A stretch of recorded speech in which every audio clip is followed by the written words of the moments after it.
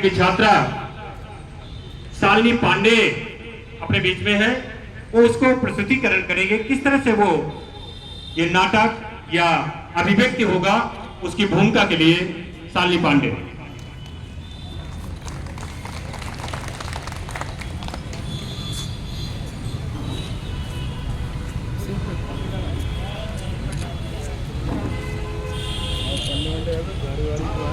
प्रथम सम्मान में सबके शीश अपना झुकाती हूँ।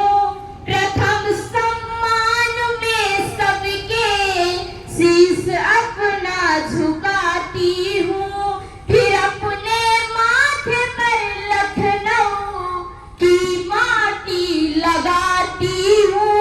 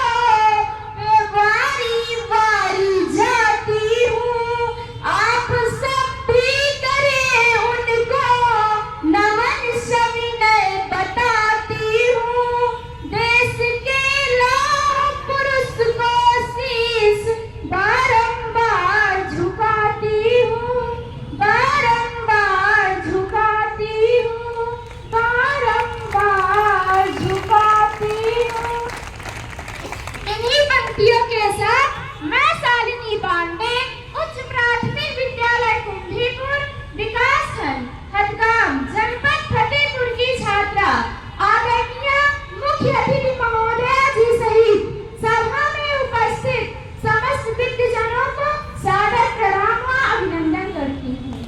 साथियों, जैसा कि हम सभी को अवगत है कि आज हम सभी लोग लखनऊ की इस पावन धरती पर हमारे देश के प्रथम उप प्रधानमंत्री भारत के लौह पुरुष सरदार वल्लभ भाई पटेल जी की 149वीं जयंती के शुभ अवसर पर सद्भावना सरदार पटेल विशाल रथ यात्रा कार्यक्रम के उपलक्ष्य में एकत्रित हुए हैं।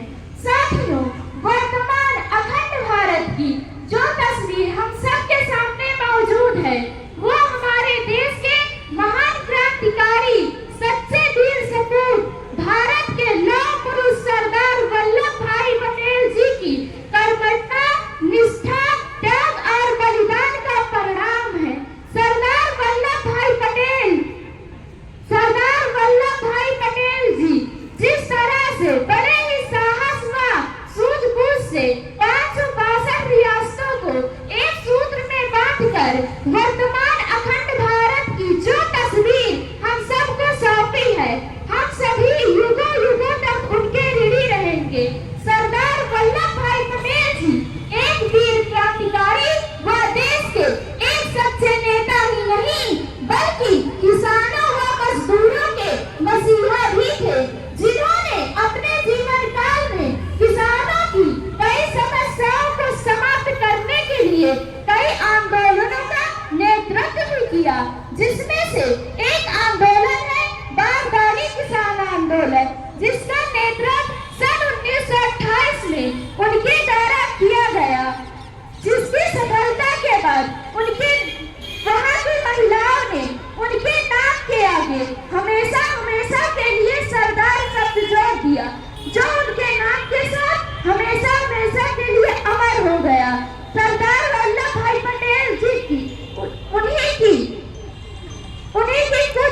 के बारे में कुछ झलकियां लौह पुरुष सरदार वल्लभ भाई पटेल फाउंडेशन फतेहपुर के प्रदेश अध्यक्ष जनसेवक राजेश सिंह जी के तरफ से बेसिक शिक्षा विभाग के निदेशक श्री महेश सिंह जी के निर्देशन में प्रस्तुत करेंगे। उच्च प्राथमिक विद्यालय कुंभीपुर विकासखंड हदगाम जनपद फतेहपुर के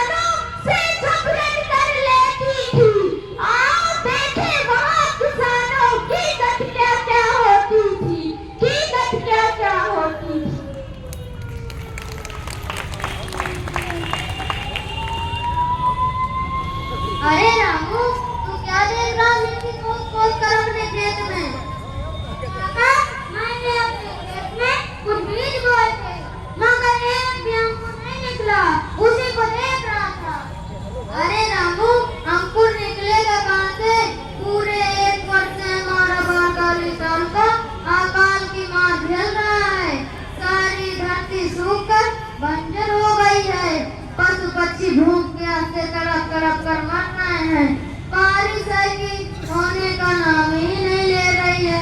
पता नहीं क्या होने वाला है बारदौली तालुके में। हाँ काका, लगता है अब तो भूख और प्यास से मरना पड़ेगा हम सबको। 3 दिन हो गए हैं मेरे घर में चूल्हा नहीं जला।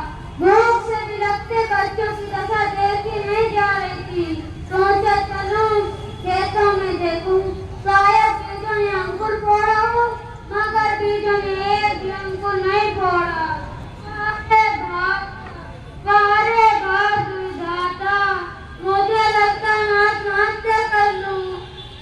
धीरज रख रामू, जो विधाता चाहेगा वही होगा। आ चल घर चलते हैं। हाँ काका, चलो चलते हैं। पर्वतिया, अरे ओ पर्वतिया, तने सुन तो, क्या कर रही है भीतर? किस मोबाइल से मोबाइल में कहाँ है चिल्ला रहे हो? बताओ कहाँ बात है? कुछ खाने को हो तो दे दे, बहुत जोरों की भूख लगी है। सुबह सेकने वाला भी नहीं गया मेरे पेट में। क्या लाऊं बनाकर? घर में अनाज का एक दाना भी नहीं है। कई घर मांगने गई थी पर किसी ने कुछ नहीं दिया। और दे भी कहाँ से? पूरा बारदौली तालुका एक साल से अकाल की मार झेल रहा है। बहुत सारे किसानों के घरों में ठीक से चूल्हे तक नहीं जलते। पता नहीं क्या होगा बारदौली तालुके में। होगा क्या? जो ऊपर वाला चाहेगा वही होगा। अब तो बस मुझे ऊपर वाले पर ही भरोसा है।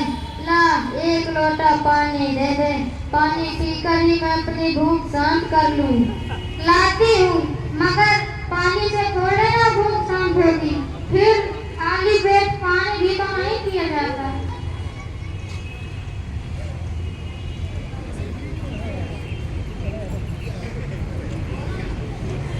अरे श्यामू, तुमने कुछ सुना?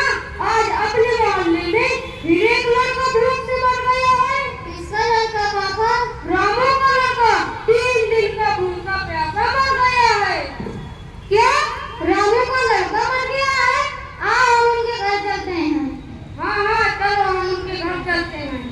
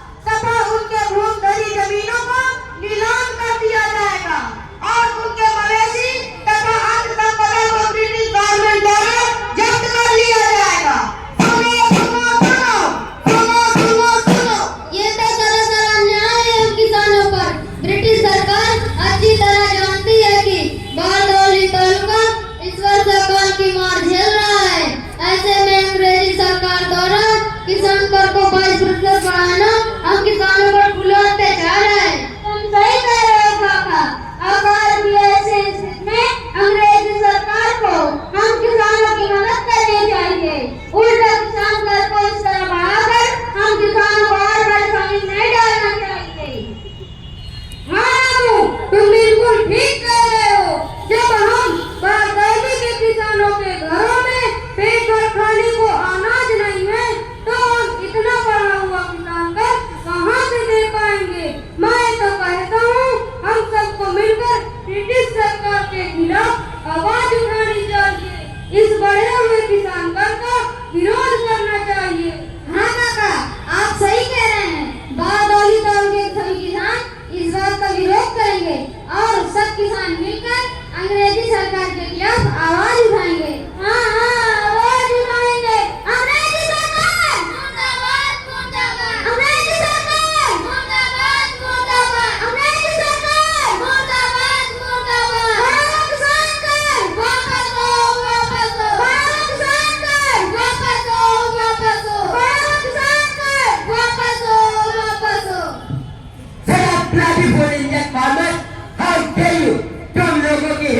कैसे हुई ब्रिटिश गवर्नमेंट के खिलाफ आवाज उठाने की।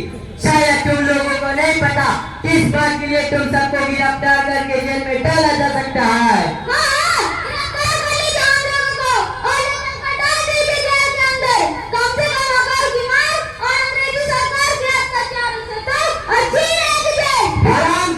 इंडियन कुत्ते, तूने मेरे सामने भौंकने की जुर्रत कैसे की? हम तेरी शादी गंदी निकाले देता है ताकि फिर कोई इंडियन कुत्ता मेरे सामने भौंकने की जुर्रत न कर सके। बोलो राम बोल, और भौंकेगा लोगों को ब्रिटिश गवर्नमेंट के खिलाफ कर जाएगा। बोलो राम बोल, आज मैं तेरी शादी गंदी निकाले देता। बोलो राम बोल, बोल। इस पर रहम कीजिए मालिक, इस पर रहम कीजिए, वरना ये मर जाएगा। इसको छोड़ दीजिए मालिक, इसको छोड़ दीजिए। तुम इंडियन लोगों का यही गंदी हैबिट होता है। तुम लोग लाडो का खून होता है, बातों से नहीं मानता है। अब तुम लोग घर हमारे मुंह क्या काटता है?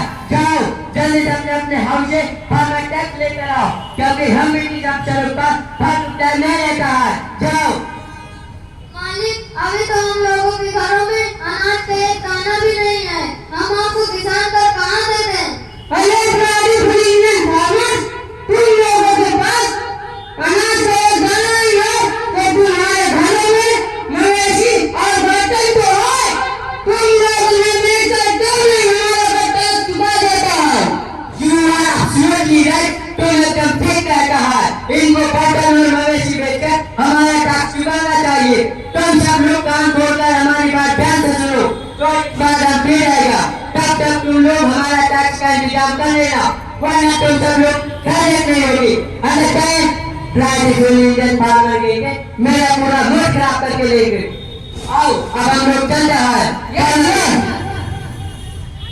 मैंने तुझे कितनी बार मना किया है, 3 घरों के मुंह मत लगाकर, मगर तू मेरी बात सुनता ही नहीं है।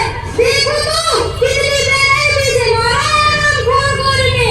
कमीने कहीं के हमारे देश का ही खाते हैं, हमें ही सताते हैं।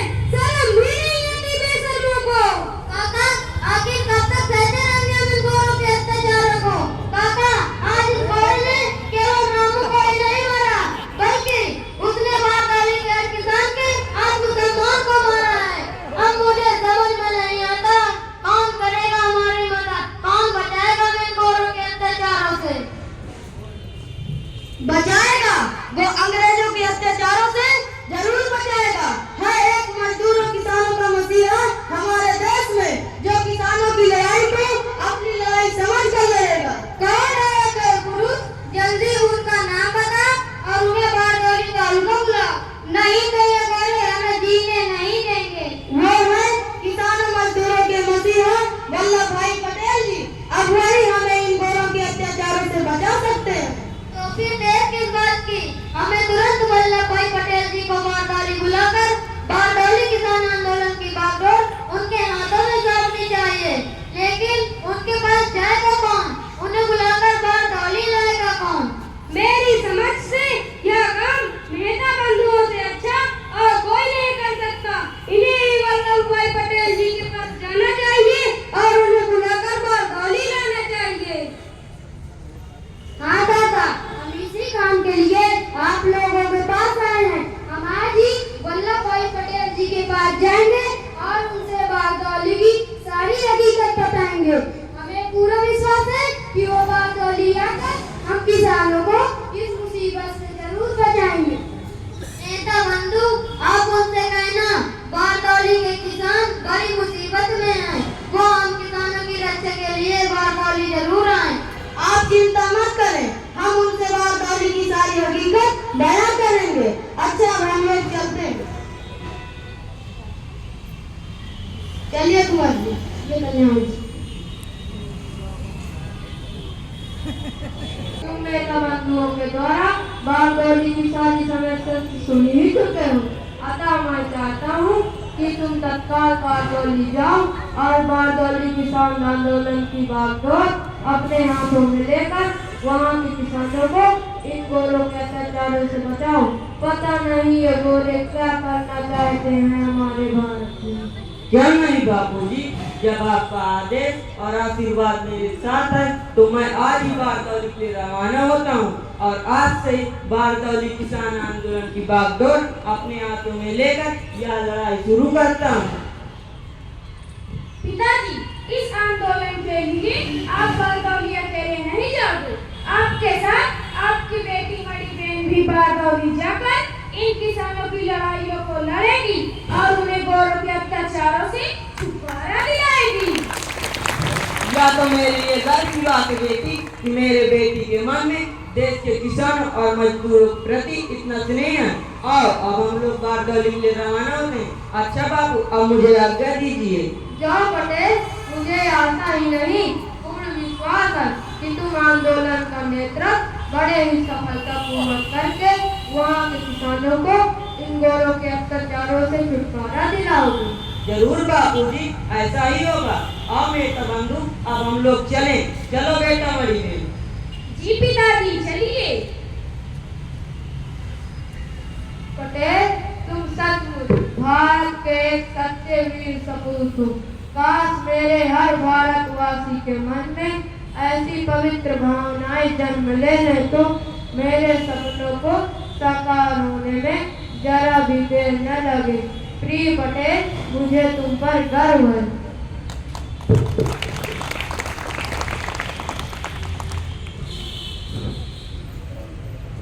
आपकी बात तो ठीक है, पर हम सभी जानते हैं ब्रिटिश सरकार के पास कानून है, ताकत है, सैनिक है।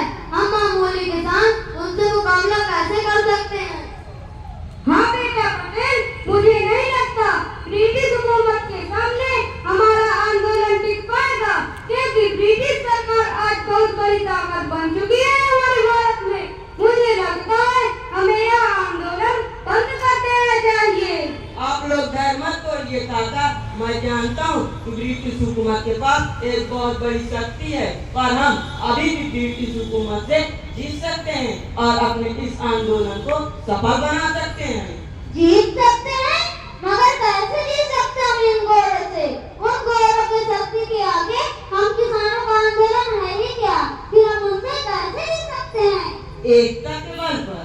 एकता के बल पर? हाँ बहन, एकता के बल पर। एकता एक ऐसी शक्ति है जिसके बल पर हम बड़ी से बड़ी ताकत को प्राप्त कर सकते हैं। और मैंने पूरे बारदौली साल के भ्रमण किया और सबसे यह आग्रह किया है कि अब सबको एकजुट होकर यह लड़ाई लड़नी होगी। काफी लोग मेरे इस विचार से सहमत हैं और मैंने आज ब्रिटिश हुकूमत को चेतावनी पत्र भेज दिया है। क्या आप लोग इस लड़ाई में मेरे साथ हैं?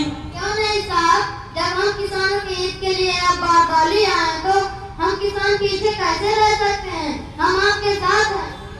हाँ हाँ, हम आपके साथ हैं। वल्लभ भाई पटेल जिंदाबाद, जिंदाबाद। वल्लभ भाई पटेल जिंदाबाद जिंदाबाद। सही बोलिए भाई। भारत किसान को जिंदाबाद। भारत किसान को ब्रिटिश सरकार मुर्दाबाद, मुर्दाबाद। ब्रिटिश सरकार मुर्दाबाद, मुर्दाबाद। बारदौली किसान आंदोलन जारी रहेगा, जारी रहेगा। बारदौली किसान आंदोलन जारी रहेगा, जारी रहेगा। पिताजी, इन किसानों की एकता और इनका उत्साह देखकर अब मैं पूर्ण विश्वास के साथ कह सकती हूँ कि जीत हमारे आंदोलन की ही होगी। क्यों नहीं बेटा भाई बहन, जब तुम जैसी वीरांगना बेटी नारी शक्ति के रूप में इस आंदोलन में शामिल है तो इस आंदोलन को सफल होने से कौन रोक सकता है? नारी शक्ति माई बहन पटेल जिंदाबाद, जिंदाबाद। नारी शक्ति माई बहन पटेल जिंदाबाद, जिंदाबाद। नारी शक्ति माई बहन पटेल जिंदाबाद, जिंदाबाद। अरे भाई, आप लोग मेरे जयकारे मत लगाइए। अगर आपको जयकारे ही लगाने हैं तो एकता से लगाइए, क्योंकि यह जीत हमारी नहीं बल्कि एकता की जीत होगी। भारतीय एकता जिंदाबाद, जिंदाबाद। भारतीय एकता जिंदाबाद, जिंदाबाद। भारतीय एकता जिंदाबाद, जिंदाबाद।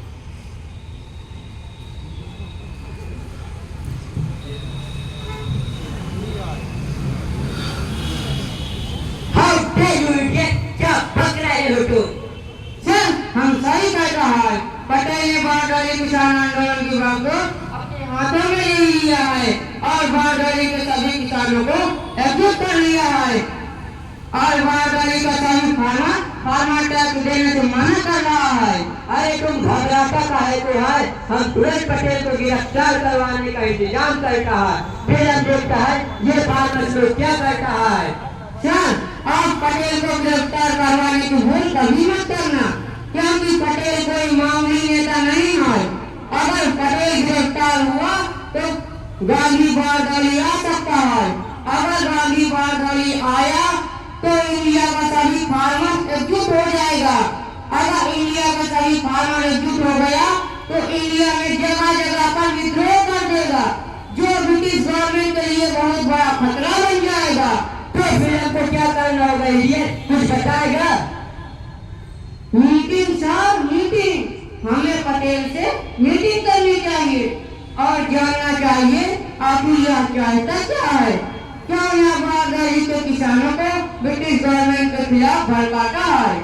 फिर ठीक है, चलो हम पटेल के पास फिर चलता है और देखता है वो आखिर चाहता क्या है। Follow me, yes sir.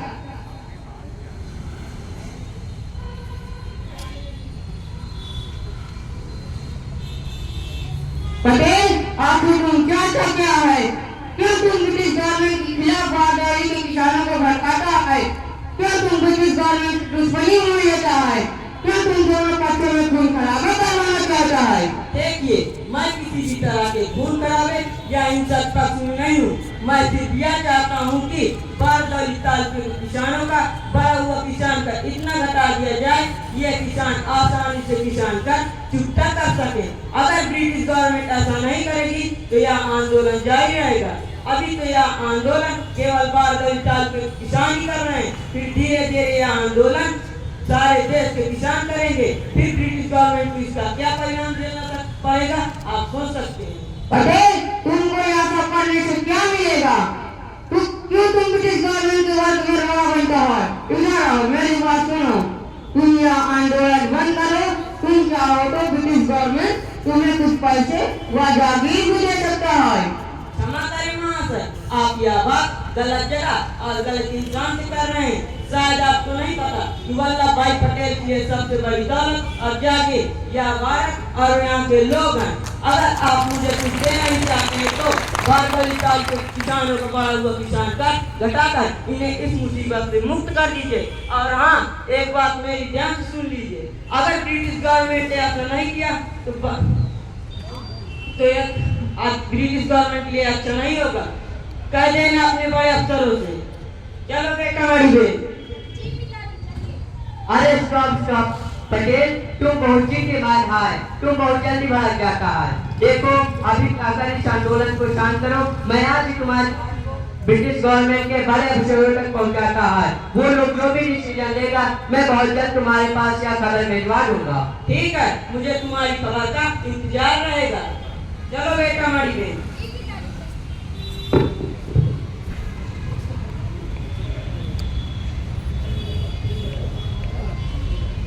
अगर वल्लभ भाई पटेल जी बारडोली न आते तो क्या गोरे हम किसानों पर अपने अत्याचारों को कम न करते? आपने जब से बारडोली किसान आंदोलन की बागडोर अपने हाथों में लिया है तब से यह गोरे घबराए हुए हैं। मुझे तो लगता है हमारा आंदोलन सफल हो जाएगा और इन गोरों से अत्याचारों से मुक्ति मिल जाएगी। आप लोग ऐसा न कहिए, यह मेरी वजह से नहीं बल्कि आप लोगों के एकता की वजह से है। मुझे तो इस बात की खुशी है कि मेरे कहने पर बारडोली तालुके के सभी किसान एकजुट होकर यह लड़ाई बड़े तन्मयता के साथ लड़ेंगे।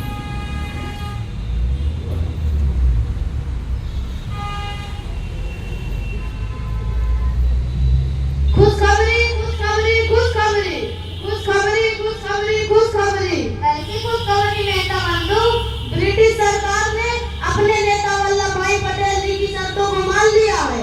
उसने बढ़ा हुआ 22% किसान कर को घटाकर 6.03% कर दिया है। अब बारडोली के सभी किसान कर को आसानी से चुका पाएंगे और ये सब देन है हमारे इस आंदोलन के मुखिया किसानों के मसीहा वल्लभ भाई पटेल जी की।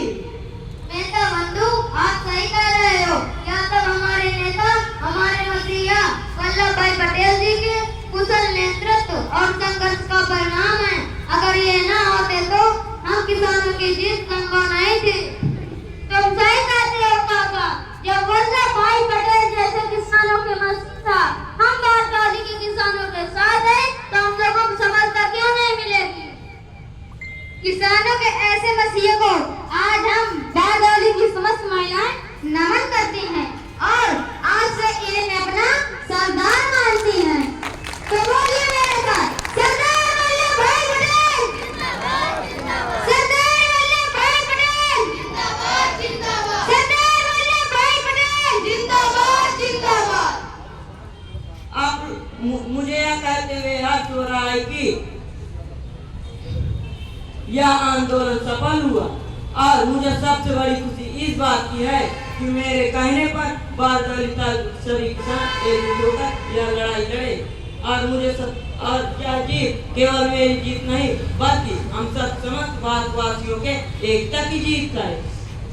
इसलिए मैं समस्त भारतवासियों से यह अनुरोध करता हूँ कि समस्त भारतवासी अपनी एकता को सदैव बनाए रखें। एकता ही शक्ति है, एकता ही विजय है। पिताजी सही कह रहे हैं।